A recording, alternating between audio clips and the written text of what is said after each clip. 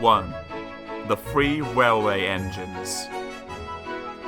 Story 4. Edward, Gordon, and Henry.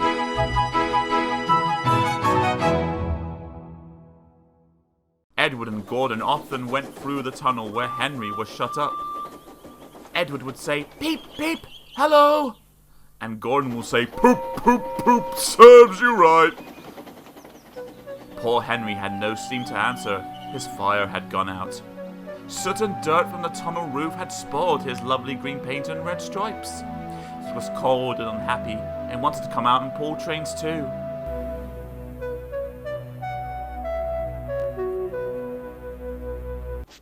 Gordon always pulled the express. He was proud of being the only engine strong enough to do it.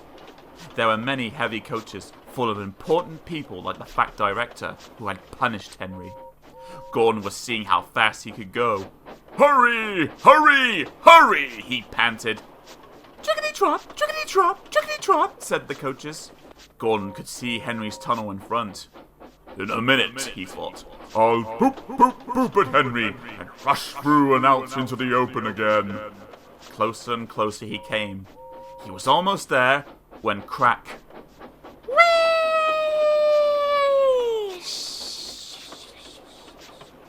He was in a cloud of steam and going slower and slower.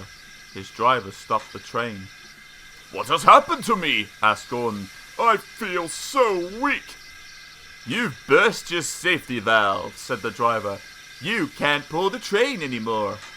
"Oh dear," said Gordon. "We're going so nicely too. Look at Henry laughing at me." Gordon made a face at Henry and blew smoke at him. Everybody got out and came to see Gordon. Said the fat director. "I never liked these big engines. Always going wrong.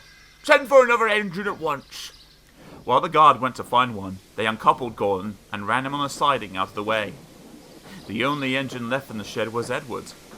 "I'll come and try," he said. Gordon saw him coming. "That's no use," he said. "Edward can't pull the train."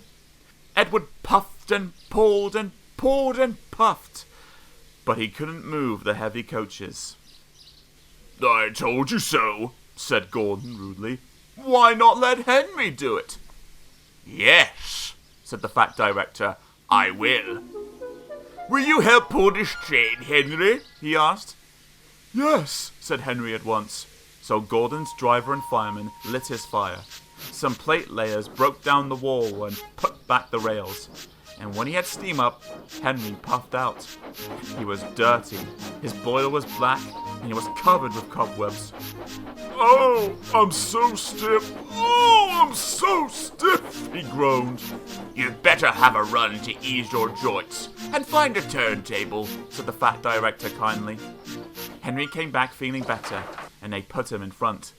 "Peep, peep," said Edward. "I'm ready." "Peep, peep, peep," said Henry. "So am I." "Pull hard, pull hard, pull hard," puffed Edward. "We'll do it, we'll do it, we'll do it," puffed Henry.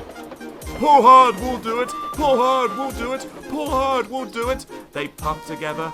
The heavy coaches jerked and began to move, slowly at first, then faster and faster. "We've done it together! We've done it together! We've done it together!" said Edward and Henry. "You've done it, hooray! You've done it, hooray! You've done it, hooray!" sang the coaches. All the passengers were excited. The fat director leaned out the window to wave to Edward and Henry, but the train was going so fast that his hat blew off into a field where a goat ate it for his lunch.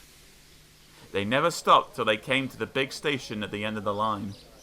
The passengers all got out and said, "Thank you," and the fat director promised Henry a new coat of paint. "Would you like blue and red?" "Yes, please," said Henry. "Then I'll be like Edward." Edward and Henry went home quietly, and on their way, they helped Gordon back to the shed. All three engines are now great friends. Wasn't Henry pleased when he had his new coat? He is very proud of it, as all good engines are.